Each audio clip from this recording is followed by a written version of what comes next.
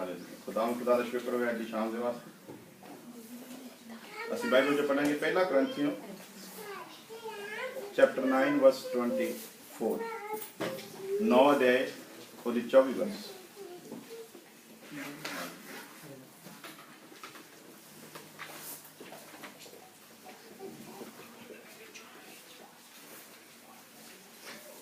First Corinthians 9 verse 24।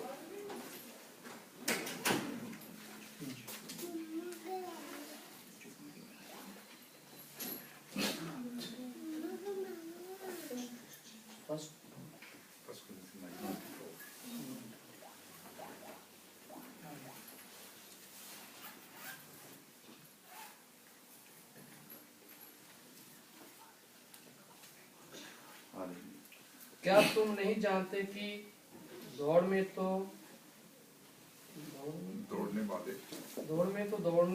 दौड़ते हैं सब ही, परंतु इनाम एक ही ले जाता है। तुम वैसे ही दौड़ो कि जीतो। Hallelujah hallelujah hallelujah. क्या तुम नहीं जानते कि दौड़ में तो दौड़ते सब ही हैं, परंतु पुरस्कार केवल एक ही को मिलता है। तुम भी इस प्रकार दौड़ो कि जीत सको। हालेलुया। आज दुनिया दे विच दुनिया की दौड़ बहुत तरीकों के नाल लगी हुई है।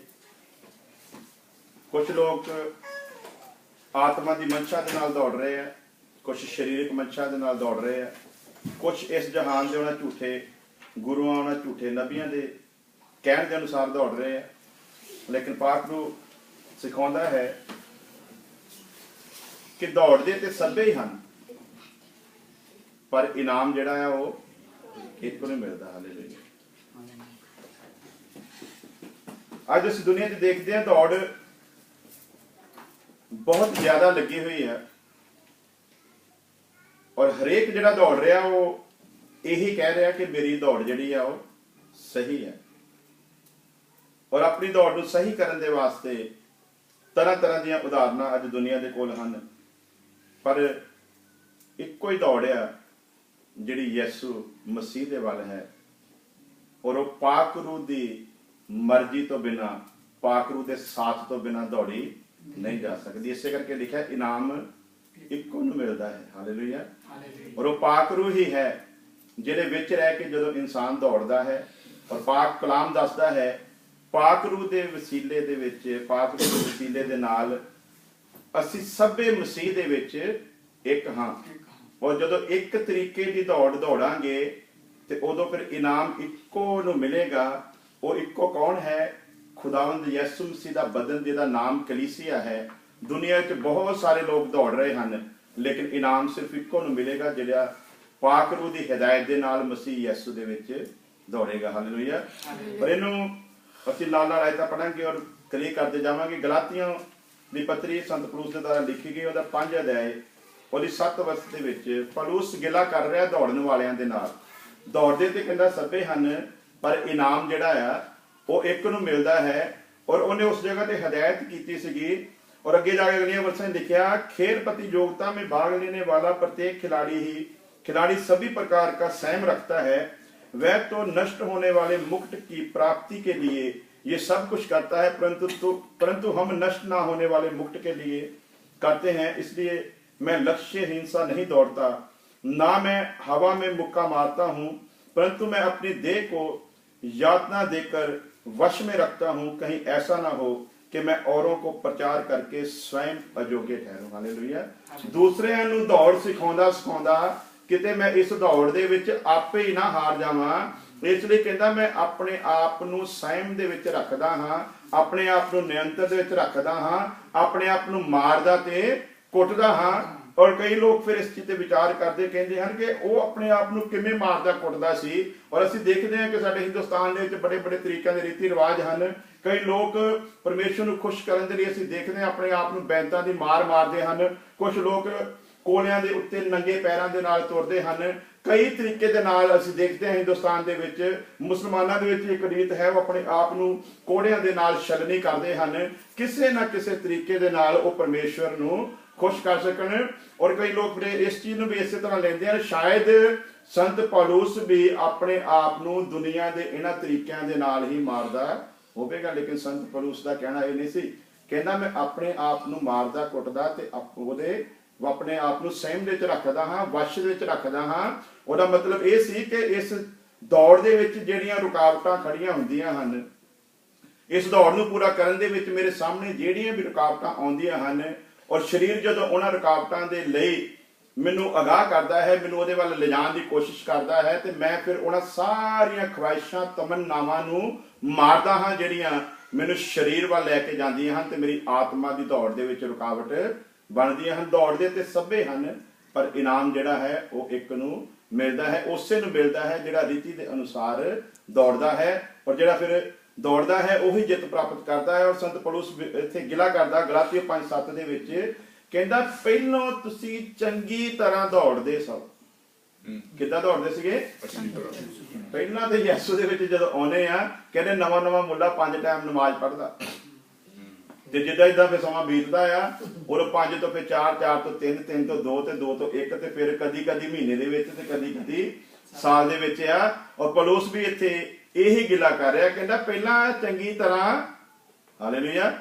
ਅਸੀਂ ਵੀ ਆਪਣੇ ਜੀਵਨ ਦੇ ਵਿਚਾਰ ਕਰੀਏ, ਜਦੋਂ ਯਿਸੂ ਮਸੀਹ ਦੇ ਵਿੱਚ ਆਏ ਸੀ, ਤੌਬਾ ਕੀਤੀ ਸੀ, ਉਦੋਂ ਦਾ ਜਿਹੜਾ ਮੋਸ਼ਨ ਸੀਗਾ ਉਹ ਹੋਰ ਸੀਗਾ ਤੇ ਅੱਜ ਦਾ ਮੋਸ਼ਨ ਹੋ ਰਿਹਾ। ਜਦੋਂ ਮਿਸਰ ਦੀ ਗੁਲਾਮੀ ਤੋਂ ਇਸਰਾਇਲੀ ਲੋਕ ਏਡੇ ਵੱਡੇ ਚੰਬਿਆਂ ਨੂੰ ਦੇਖ ਕੇ ਨਿਕਲੇ ਸੀ, ਪਰਮੇਸ਼ਵਰ ਦੀ ਕੁਦਰਤ ਉਹਨਾਂ ਦੇ ਨਾਲ ਸੀਗੀ।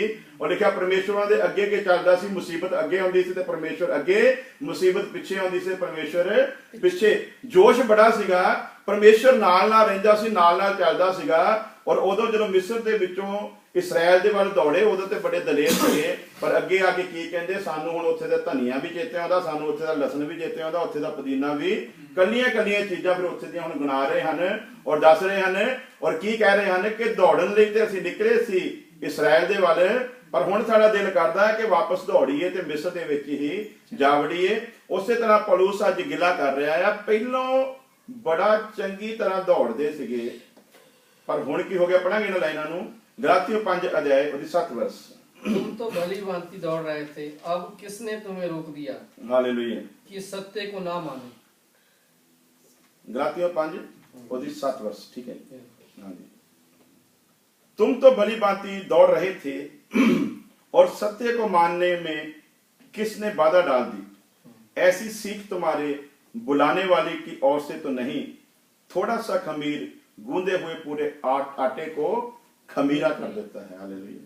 इस दौड़ ਦੇ ਵਿੱਚ ਥੋੜਾ ਜਿਹਾ ਵੀ ਖਮੀਰ ਅਗਰ ਆ ਗਿਆ ਤੇ ਸਾਰੀ ਦੀ ਸਾਰੀ ਦੌੜ ਖਰਾਬ ਹੋ ਜਾਵੇਗੀ। ਦੌੜਨ ਵਾਲੇ ਦੇ ਰਸਤੇ ਦੇ ਵਿੱਚ ਕੋਈ ਐਸੀ ਚਿਕਨਾਹੀ ਚੀਜ਼ ਵਿਚਾ ਦੋ ਤੇ ਉਹ ਸਲਿੱਪ ਹੋ ਕੇ ਡਿੱਗ ਸਕਦਾ ਹੈ। ਕਹਿੰਦਾ ਥੋੜਾ ਜਿਹਾ ਖਮੀਰ, ਜ਼ਿਆਦਾ ਨਹੀਂ। ਕਈ ਵਾਰ ਅਸੀਂ ਸੋਚਦੇ ਸਾਡਾ ਬਹੁਤ ਵੱਡਾ ਗੁਨਾਹ ਕਰੇ ਖੁਦਾ ਤੋਂ ਸਾਨੂੰ ਦੂਰ ਲੈ ਜਾਵੇਗਾ। ਮੈਂ ਅਬਰਾਹਮ ਦੀ ਜ਼ਿੰਦਗੀ ਦੀਆਂ ਉਹਨਾਂ ਗਲਤੀਆਂ ਦੇ ਉੱਤੇ ਵਿਚਾਰ ਇੱਕ ਦਿਨ ਕਰ ਰਿਹਾ ਸੀ, ਜਿਹਨੂੰ ਇਮਾਨਦਾਰਾਂ ਦੇ ਬਾਪ ਦਾ ਦਰਜਾ ਦਿੱਤਾ ਗਿਆ। ਉਹਦੇ ਵਿੱਚ ਉਹਦੀ ਸਭ ਤੋਂ ਜਿਹੜੀ ਵੱਡੀ ਗਲਤੀ ਪਰਮੇਸ਼ਵਰ ਨੂੰ ਪਸੰਦ ਨਹੀਂ ਆਈ, ਉਹ ਇਹ ਸੀ ਕਿ ਉਹਨੇ ਸਾਰਾ ਨੂੰ ਜਦੋਂ ਆਪਣੀ ਭੈਣ ਆਖਿਆ, ਪਰਮੇਸ਼ਵਰ ਦੀ ਨਿਗਾਹ ਦੇ ਵਿੱਚ ਉਹ ਗੱਲ ਚੰਗੀ ਨਹੀਂ ਮੰਨੀ ਗਈ। ਪਰਮੇਸ਼ਵਰ ਨੂੰ ਉਹ ਗੱਲ ਚੰਗੀ ਨਹੀਂ ਲੱਗੀ।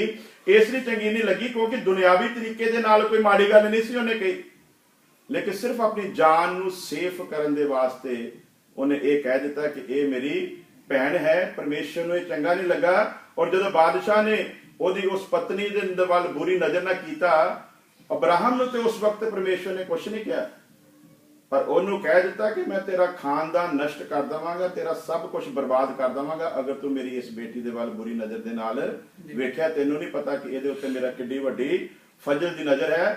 ਛੋਟੀ ਜੀ, ਜਿੱਡੇ ਵੱਡੇ ਅਸੀਂ ਆਪਣੇ ਆਪ ਨੂੰ ਧਰਮੀਆਂ ਦੀ ਦੌੜ ਦੇ ਵਿੱਚ ਸਮਝਦੇ ਹਾਂ, ਜਿੱਡੇ ਵੱਡੇ ਆਪਣੇ ਆਪ ਨੂੰ ਧਰਮੀ ਕਰਦੇ ਹਾਂ, ਉੱਥੇ ਸਾਡੇ ਲਈ ਕੰਡੀਸ਼ਨਾਂ ਵੀ ਫਿਰ ਓਡੀਆਂ ਹੀ ਵੱਡੀਆਂ ਹੋ ਜਾਂਦੀਆਂ ਹਨ। ਦੌਦ ਇੱਕ ਬਗਾਨੀ, ਇੱਕ ਪਰਾਈ ਔਰਤ ਦੇ ਨਾਲ ਜਨਾਹ ਕਰ ਸਕਦਾ ਤੇ ਖੁਦਾ ਥੋੜੀ ਜਿਹੀ ਸਜ਼ਾ ਦੇ ਕੇ ਉਹਨੂੰ ਮਾਫ ਕਰ ਸਕਦਾ ਆ। ਦੌਦ ਦੇ ਨਾਲ ਮੁਹੱਬਤ ਦਾ ਸਿਲਸਿਲਾ ਹੋਰ ਸੀਗਾ, ਮੂਸਾ ਦੇ ਨਾਲ ਮੁਹੱਬਤ ਦਾ ਸਿਲਸਿਲਾ ਹੋਰ ਸੀਗਾ। ਅਬਰਾਹਮ ਦੇ ਨਾਲ ਕਿਉਂਕਿ ਉਹਦੇ ਨਾਲ ਇੱਕ ਨਾਮ ਜੁੜ ਗਿਆ ਸੀ, ਇਮਾਨਦਾਰਾਂ ਦਾ ਬਾਪ ਸਦਾਏਗਾ। ਜਿੰਨੇ ਵੀ ਲੋਕ ਇਸ ਧਰਤੀ ਦੇ ਉੱਤੇ ਈਮਾਨ ਲਿਆਉਣਗੇ, ਸਭੇ ਤੇਰੇ ਪੁੱਤਰ ਧੀਆਂ ਹੋਣਗੇ, ਤੂੰ ਉਹਨਾਂ ਦਾ ਬਾਪ ਸਦਾਏਗਾ। ਜਿਹਨੂੰ ਏਡਾ ਵੱਡਾ ਰੁਤਬਾ ਦਿੱਤਾ, ਉਹਦੀ ਜ਼ਿੰਦਗੀ ਦੇ ਵਿੱਚ ਇਸ ਛੋਟੀ ਜਿਹੀ ਵੀ ਗਲਤੀ ਨੂੰ ਖੁਦਾ ਨੇ ਬਰਦਾਸ਼ਤ ਨਹੀਂ ਕੀਤਾ। ਔਰ ਮੇਰਾ ਬ੍ਰਦਰ ਪਾਸਟਰ ਸੁਰਿੰਦਰ ਗਿੱਲ ਦੱਸਦਾ ਹੁੰਦਾ, ਕਹਿੰਦਾ ਵੀ ਜੇ ਅਸੀਂ ਕਹਿੰਦੇ ਹਾਂ ਕਿ ਅਸੀਂ ਧਰਮੀਆਂ ਦੀ ਦੌੜ ਦੇ ਵਿੱਚ ਬਹੁਤ ਅੱਗੇ ਹਾਂ, ਤੇ ਫਿਰ ਜਦੋਂ ਅਸੀਂ ਅੱਗੇ ਕਹਿੰਦੇ ਆ ਤੇ ਫਿਰ ਸਾਰੀਆਂ ਚੀਜ਼ਾਂ ਦੇ ਵਿੱਚ ਅਸੀਂ ਅੱਗੇ ਹੀ ਅੱਗੇ ਨਜ਼ਰ ਆਉਣੇ ਚਾਹੀਦੇ। ਅਸੀਂ ਕਹਿ ਤੇ ਦਿੰਦੇ ਆ ਧਰਮੀਆਂ ਦੀ ਦੌੜ ਦੇ ਵਿੱਚ ਮੈਂ ਅੱਗੇ ਹਾਂ, ਤੇ ਫਿਰ ਪਿਆਰ ਦੀ ਦੌੜ ਦੇ ਵਿੱਚ ਤੂੰ ਪਿੱਛੇ ਕਿਉਂ? ਫਿਰ ਦਾਨ ਦੀ ਦੌੜ ਦੇ ਵਿੱਚ ਪਿੱਛੇ ਕਿਉਂ ਆ? ਫਿਰ ਦੇਣ ਦੀ ਦੌੜ ਦੇ ਵਿੱਚ ਪਿੱਛੇ ਕਿਉਂ ਆ?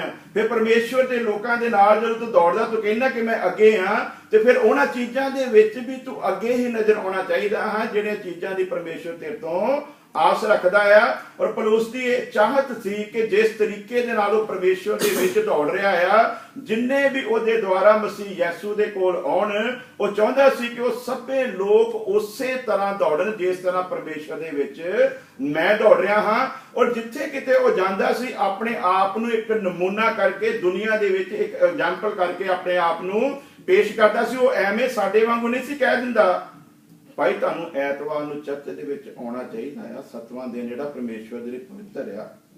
ਅਸੀਂ ਕਹਿ ਦਿੰਦੇ ਹਾਂ, ਪਰ ਯਾਦ ਰੱਖੀਏ ਸਾਡੀ ਜ਼ਿੰਦਗੀ ਵਿੱਚ ਐਸਾ ਸਮਾਂ ਆ ਸਕਦਾ ਕਿ ਅਸੀਂ ਨਾ ਆਈਏ। ਲੇਕਿਨ ਸੰਤ ਪੌਲੁਸ ਦੀ ਸੇਵਕਾਈ ਐਸੀ ਨਹੀਂ ਸੀ। ਉਹ ਮੂੰਹ ਤੋਂ ਉਹੀ ਗੱਲ ਕਰਦਾ ਸੀ ਕਿਉਂਕਿ ਉਹਨੂੰ ਪਤਾ ਸੀ ਜਦੋਂ ਤੱਕ ਲਫ਼ਜ਼ ਤੁਹਾਡੇ ਅੰਦਰ ਹਨ, ਲਫ਼ਜ਼ ਤੁਹਾਡੇ ਗੁਲਾਮ ਆ, ਤੁਹਾਡੀ ਮਰਜ਼ੀ ਆ ਇਹਨਾਂ ਨੂੰ ਬਾਹਰ ਆਉਣ ਦਿਓ ਤੇ ਭਾਵੇਂ ਨਾ ਆਉਣ ਦਿਓ। ਪਰ ਜਦੋਂ ਲਫ਼ਜ਼ ਮੂੰਹ ਦੇ ਵਿੱਚੋਂ ਨਿਕਲ ਗਏ ਫਿਰ ਲਫ਼ਜ਼ਾਂ ਦੇ ਤੁਸੀਂ ਗੁਲਾਮ ਹੋ ਜਾਂਦੇ ਹੋ, ਤੇ ਉਹਨਾਂ ਲਫ਼ਜ਼ਾਂ ਦੇ ਉੱਤੇ ਜੇ ਖਰਾ ਨਹੀਂ ਉਤਰਦੇ ਤੇ ਪਰਮੇਸ਼ਵਰ ਵੀ ਤੁਹਾਡੇ ਤੋਂ ਪ੍ਰਸੰਨ ਨਹੀਂ ਹੋਵੇਗਾ, ਤੇ ਦੁਨੀਆ ਵੀ ਪ੍ਰਸੰਨ ਨਹੀਂ ਹੋ ਸਕਦੀ, ਕਿਉਂਕਿ ਦੁਨੀਆ ਨੇ ਸਾਡੇ ਨਕਸ਼ੇ ਕਦਮ ਦੇ ਉੱਤੇ ਚੱਲਣਾ ਹੈ। ਇਸ ਲਈ ਸੰਤ ਪੌਲੁਸ ਜਿੱਥੇ ਵੀ ਜਾਂਦਾ ਸੀ ਉੱਥੇ ਆਪਣੇ ਆਪ ਨੂੰ ਇੱਕ ਐਗਜ਼ਾਮਪਲ ਕਰਕੇ ਪੇਸ਼ ਕਰਦਾ ਸੀ, ਔਰ ਜਿਹੜੀ ਗੱਲ ਉਹ ਕਹਿੰਦਾ ਸੀ ਉਹਦੇ ਵਿੱਚ ਪੂਰਾ ਉਤਰ ਕੇ ਕਲੀਸਿਆ ਦੇ ਲਈ ਇੱਕ ਨਮੂਨਾ ਬਣਦਾ ਸੀ। ਔਰ ਫਿਰ ਉਹ ਪੂਰੇ ਇੱਕ ਅਧਿਕਾਰ ਦੇ ਨਾਲ ਉਹਨਾਂ ਲੋਕਾਂ ਨੂੰ ਡਾਂਟਦਾ ਸੀ ਜਿਹਨਾਂ ਲੋਕਾਂ ਨੇ ਉਹਦੇ ਦੁਆਰਾ ਮਸੀਹ ਦੀ ਪਹਿਚਾਣ ਕੀਤੀ। ਜਿਹੜੇ ਮਸੀਹ ਦੀ ਪਹਿਚਾਣ ਦੇ ਵਿੱਚ ਉਹਦੇ ਦੁਆਰਾ ਆਏ ਉਹਨਾਂ ਦੇ ਨਾਲ ਫਿਰ ਪੂਰੇ ਗਿਲੇ ਨਾਲ ਗੱਲ ਕਰਦਾ ਸੀ, ਠੋਕ ਵਜਾ ਕੇ ਗੱਲ ਕਰਦਾ